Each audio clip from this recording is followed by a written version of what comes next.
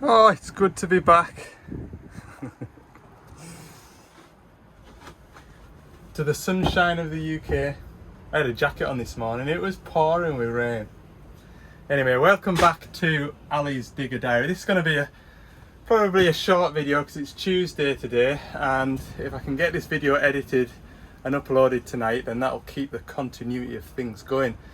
I've been on holiday for the last 12 days, although hopefully the videos that I've kind of scheduled to upload before I went on holiday kind of kept the momentum of things going. Obviously you'll have noticed I didn't reply to any comments on the YouTube videos while I've been away, and that's just purely because I was on holiday, I was spending time with the family, and it was just nice to switch off from everything digger related. Did do some digger spotting while we were away. There's quite a lot of Devellon diggers in Italy, believe it or not. So yeah, it's been good. I've really enjoyed myself. It's been nice to get away. And 6 o'clock this morning, when the rain and the wind was battering the bedroom window, I was thinking, it's really good to be back. Really pleased to have come back. Anyway, it's about 10:30 now. This morning, while it was raining, me and the parts man have done a stock take on the van, so we've been making sure that all the parts, filters, AdBlue stuff, everything, all the bits that I've got in the van, making sure they're still there so that the computer system is correct. Because sometimes if I'm on site, oh, I need such and such a part, and the parts man goes, oh, you've got that on your van, you go, oh, I didn't know that, because you forget, and you do. Speaking of parts that I knew I would forget, turns out I didn't, because I've got a new one of these 90 degree drain pipe. So I'm rather pleased that I remembered that, and we had one on the shelf too, which is even better. So yeah, that's all good. Then obviously I've been getting round all my WhatsApp messages that have been storing up over the last 12 days. So I've been making phone calls, ordering parts, and getting sort of a bit of a plan together on what I'm going to hit first. And now that I've had a tidy up on the van parts wise, I thought I'll get rid of all my collected waste oil. So when I've been getting back to the yard late of an evening, or I've been in a hurry in the morning, I've just been chucking the occasional full drum next to me empty drum box.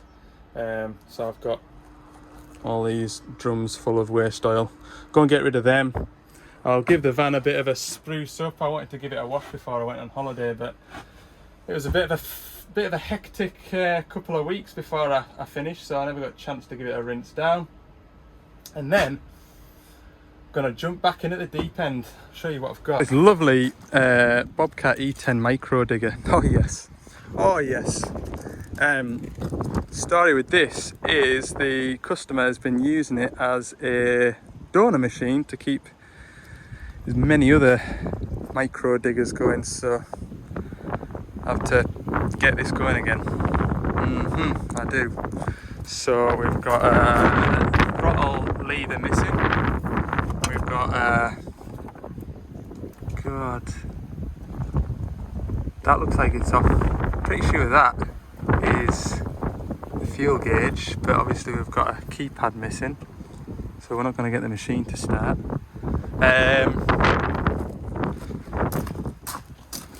Have a look. Do we dare have a look in the engine bay? Is there out missing in here?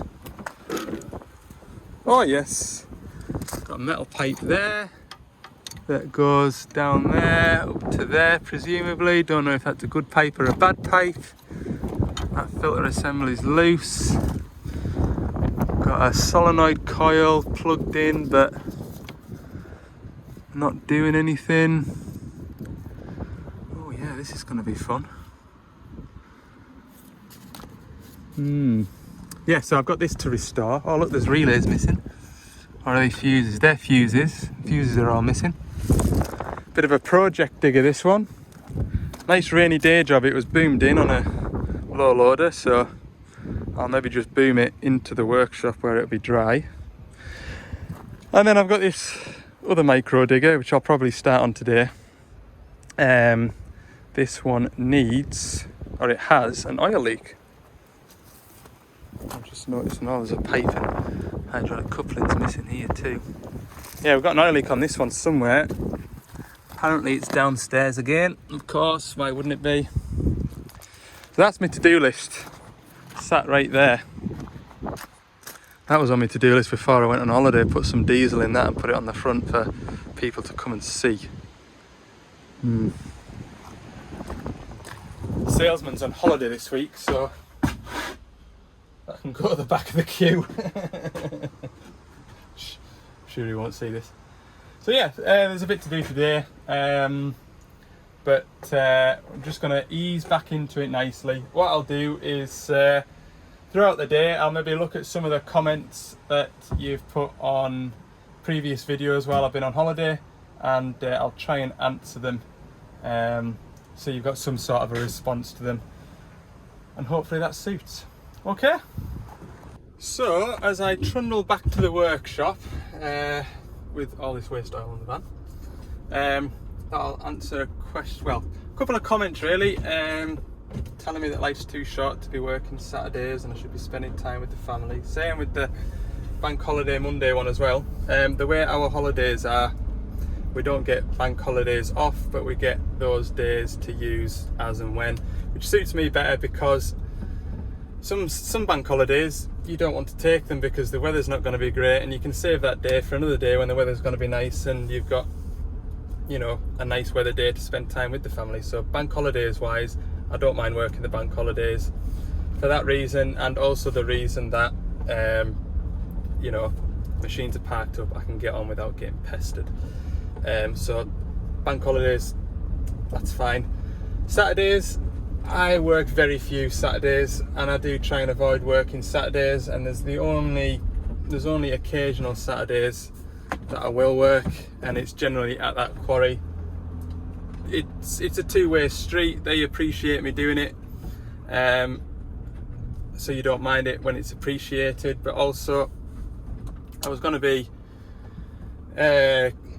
you know, going on holiday with my family for 2 weeks, so I just wanted to get those jobs done. And I don't know, a bit of me is like, if I don't want to work the Saturday, why should I phone HQ and get somebody all the way down from Castle Douglas that might not want to work the Saturday as well? We're all in the same boat, yeah, I would feel pretty bad if I got somebody else to do it who's also got kids and wants to spend time with their family. So one of them. Like I say, I don't make a habit of doing it, and I think I can still count on one hand the amount of Saturdays I've worked this year so far. So don't worry about it. Okay, I'll try not to anyway. Right, let's get this waste oil off the van. They're all empty. What do we do with all the waste oil? Well, the waste oil goes into a big, I don't know why I need my seatbelt, and I'm literally driving to the other side of the yard. The waste oil goes into a big bulk tank inside the workshop, and then when that bulk tank is full, a little wagon comes with a tanker on it and sucks it all away, and after that, who knows? Who knows? The empty drums, they go up the yard here to a wooden box, and my parts man, when he runs up to the main depots to collect parts, if there's any drums in the box, he'll chuck them in the back of his van, and then we must pay for a contract where the contaminated plastics are taken away. That's all I know. That's all I know. Obviously it's more environmentally friendly to reuse drums, which I do, but not to the extent where I refill drums, if that makes sense.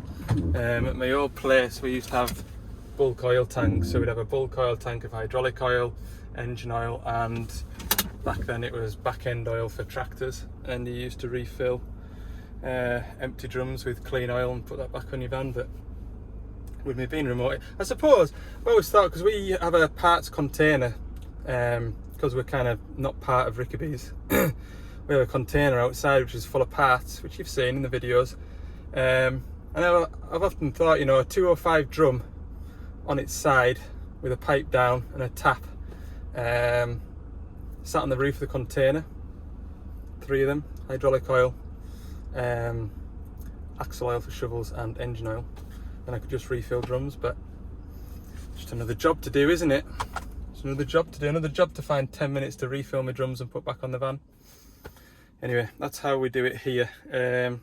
So yeah, my empty drums are going to go in that box over there. Oh yeah, back to nursery day today. That was a fight this morning. Go on, you're going to nursery. No, I want to go on a big aeroplane. No. No big aeroplanes.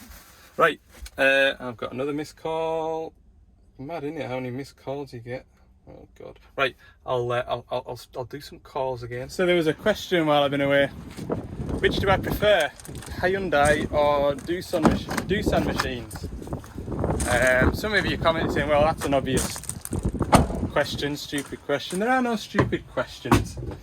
It is Devellon Doosan diggers, only because that's what I've known. I suppose if I'd have worked on Sunwood diggers for 15 years, I'd probably be working on them because I like them, and I would say they were a really good digger. But I've never really had out to do with Hyundai diggers. And you only know what you know from talking to other digger drivers, and general consensus I think is that the Doosan would be a better digger, and that's only going by what I've heard from other people. Everybody's got their own opinion. I wouldn't really ever kind of down talk a machine, because they've all got their own problems, they've all got their own unique features, haven't they? And so does that make them a bad machine? Probably not. It's just what you're used to, isn't it? I think. And you never know, one day I might get sick of orange diggers and I might go and work on yellow diggers. So you shouldn't really ever down talk a machine, because you might end up representing them one day. You never know. Anyway, this is what our new this is what the new DX19s look like. I don't think I've ever shown you one before. There's an old shape one. So this is a Bobcat, an orange Bobcat. Yeah, that's what it looks like. So that's a DX19 Bobcat shape, I would call it. And this is the Devellon.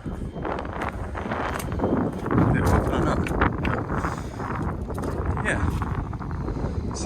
See how these diggers go. It's got a little Doosan engine, three-cylinder Doosan engine, whereas that will either have a Yanmar or a Kubota engine in it.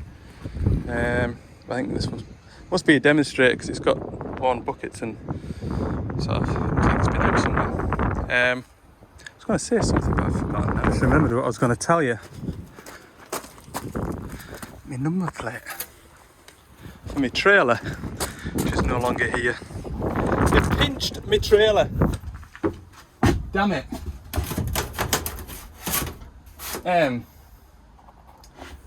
It's quite nice having it. I never really, as you've seen, I hardly ever use the trailer.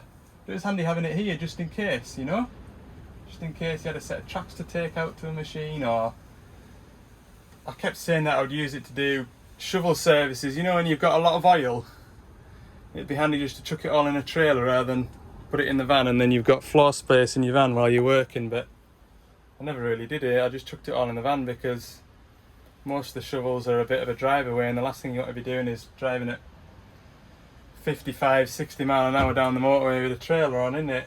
You can cruise away at 70-ish. Right.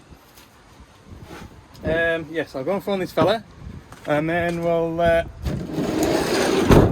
have a look at this DX10. Can't see any oil leaking out of it, but oh, what's this over here? We'll have a closer look in a minute. Right then, parts are ordered. Lunch is cooking. Yeah, parts supply is a bit of a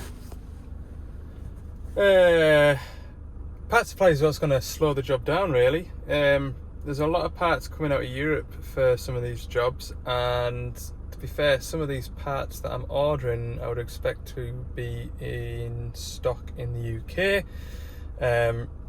And I think it's because they're moving depots at the moment I think they're moving from Germany to Belgium with a parts depot.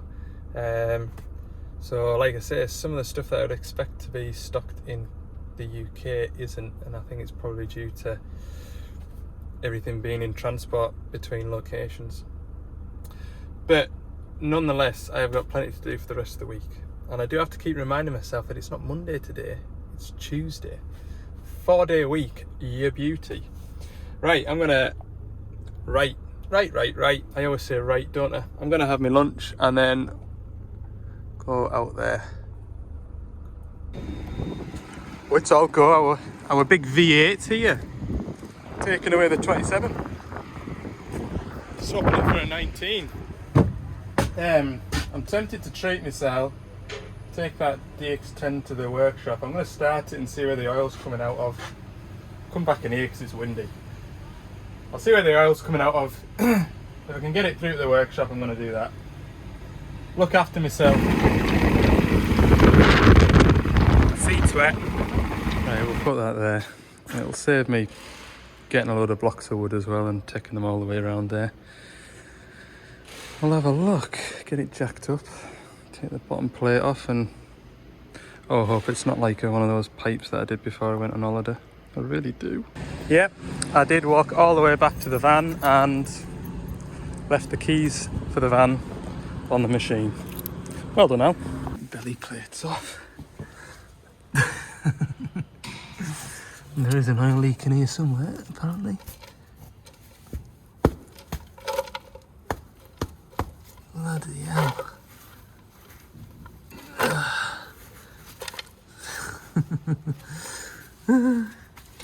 Welcome back.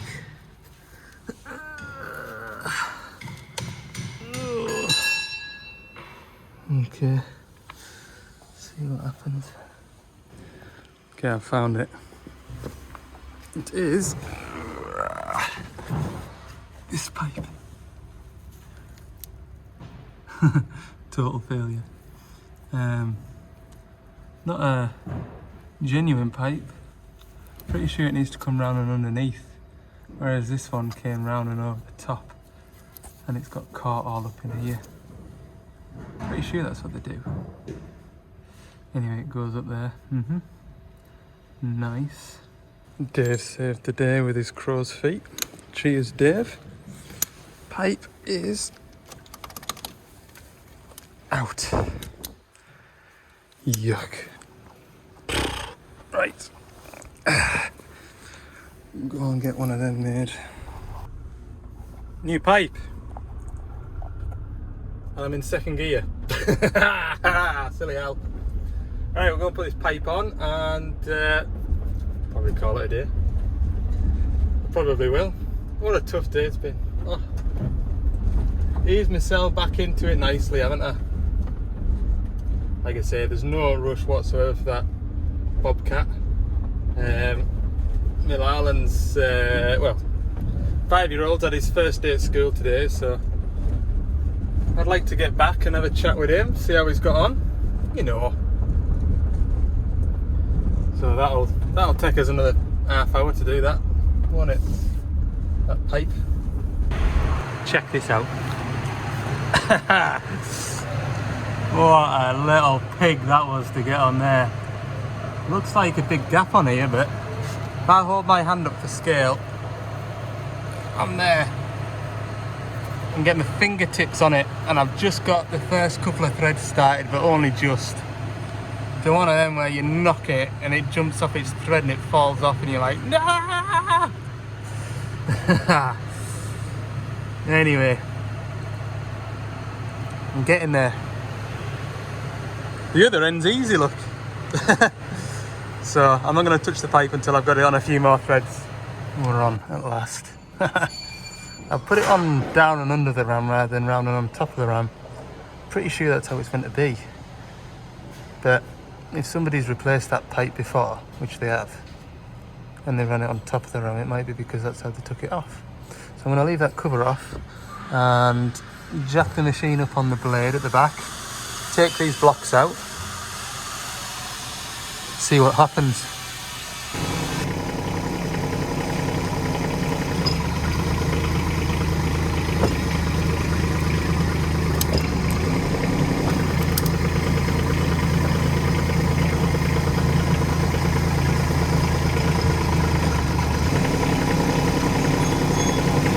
that back. And I think all I need to do is put a bit of pipe wrap on this pipe here to stop them rubbing together, and that'll be grand, won't it? Lovely. I didn't have any spiral wrap handy. I could have gone to the container and got some, but that'll do just the same job. It's only at that point there where the two hoses rub each other, and to be fair, they'll find somewhere else to rub, but hopefully that'll make them last a bit longer. I'm gonna wait for it to stop raining. That's that done. There's tomorrow's job. Guess the machine. Write it in the comments. Tell me if you know what I'm fitting that to tomorrow. Ah, it's raining! That cloud caught me out. It was like that when I started tracking. I'm gonna melt. Come on! Faster! There we go, all tucked up, and of course, by the time I'm gonna get the van, it stopped raining. Nice, got nice soggy hair. So what I'm gonna try and do is get home. I'll edit this video. Fingers crossed the internet at home plays ball, and I'll get the video uploaded tonight. So if it does go live on Tuesday evening, then I've just got it finished. If it doesn't go live until Wednesday, then you know I've had an absolute nightmare with me internet. But tomorrow, which will be Wednesday the 11th, Wednesday the 11th of September, the podcast that I'm featuring, or that I'm interviewed in, Talking Shop Podcast, you can listen to it on Spotify. You can also watch it on YouTube as well. So go into your YouTube search bar, search for Talking Shop, and you'll probably see a thumbnail with my face on it. Give that a listen, especially if you're new to watching my videos, watching my channel, and you want to sort of get to know a bit more about me, how I got started on the job, and just a bit more in depth, a chat about the work that I do and how I find it, and the industry as sort of a general terms. Go and watch it. It's Talking Shop Podcast, and I'll try and put a link in the description, but me and technology, either I forget to put the link in the description or I can't work out how to do it. Generally the latter. But yeah, please go and watch it, comment, share it, and yeah, let me know in the comments what you think about it as well, because I'll be looking at their comments to see what you think about me. No nasty words. Right, so yeah, thanks for watching. I hope you enjoyed this short video. I'll try and get things back to normal. I'll be going through all your comments properly, hopefully this evening, and if I've clicked the like button, I've read it, but obviously, as you can imagine, there's a lot of comments to try and get through, so I want to try and read them all first, and then I'll do my best to respond where I can. Okay, see you in the next one.